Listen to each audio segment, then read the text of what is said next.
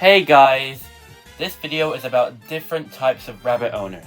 Feel free to correct me if I get any information wrong. Number 1. Compassionate and caring. These people are rabbit owners who put genuine effort into providing the best environment for their rabbit, feeding them the right amount of food, taking them to the vet when necessary, and having a good amount of space. Typically, these kind of rabbit owners are willing to make the commitment of taking care of a rabbit properly. Maybe they knew what they were taking on somewhat, or didn't know but were still able to make the commitment because they had the means to do so. Number 2. Bad, not caring, and awful. These people are rabbit owners that mistreat their rabbit. They may use physical violence as a method of punishment or carelessly make mistakes actively. Making mistakes as a rabbit owner is only forgivable when it is an easy mistake to make, you are willing to admit and rectify the mistake by not repeating it, and most importantly, had good intentions. However, if you make mistakes without caring and are stubborn, this could be considered unacceptable and unforgivable, and at that point may not be able to be called a mistake. It could be mistreatment and ultimately malicious behavior. Number 3. Foolish. These people are rabbit owners that may or may not have had good intentions. Sometimes they can have good intentions, and sometimes they can have bad intentions. It can be hard to know for sure, but in order to determine that, it depends on how long they are rabbit owners for, and if their mistakes come from a place of ignorance as opposed to a place from carelessness. Some people would argue that if someone is only a rabbit owner for a few weeks, then they aren't really a rabbit owner. They would instead be a temporary rabbit owner. These are people that keep rabbits in small hutches or cages all of the time. They might do this for years or for a few weeks. Or they get a rabbit and discover how destructive they are and then get rid of them soon after. Number 4. Adequate.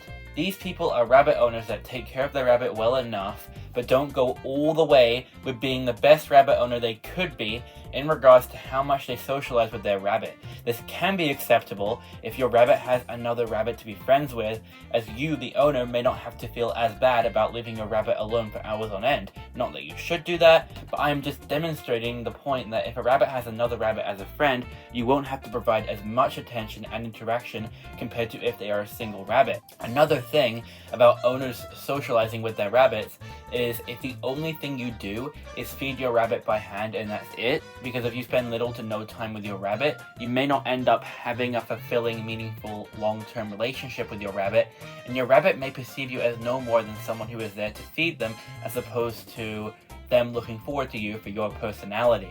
These types of people could be good enough rabbit owners, but may still have room for improvement. So they may not be perfect, but instead decent at being rabbit owners. Number 5. Unpredictable and spontaneous.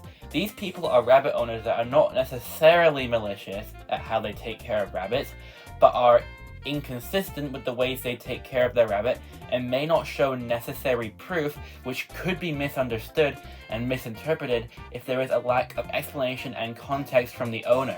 For example, we feed Sandy hay all of the time, but her litter box doesn't have much or sometimes any hay in it. So from an outsider's perspective, it may look like we don't feed her hay, but the reality is we do feed her a sufficient amount of hay, and her litter box is used as a litter box for her to go to the bathroom in it. But it is very common for rabbits to have hay in their litter box. Number 6. Rabbit sitter. These people are rabbit owners that take care of their rabbits for a temporary amount of time while their owners are on vacation. Typically, if a rabbit owner does go on vacation at all, or especially often, it makes sense to have the same person take care of their rabbit instead of getting a new rabbit sitter constantly.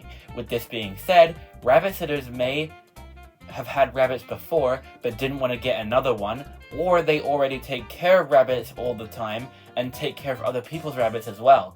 If this is done, all I would recommend is only do this if rabbits get along, because if not, that could end in disaster.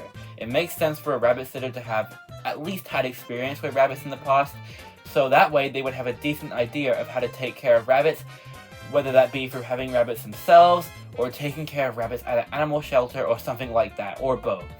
Number 7. Social media influencer.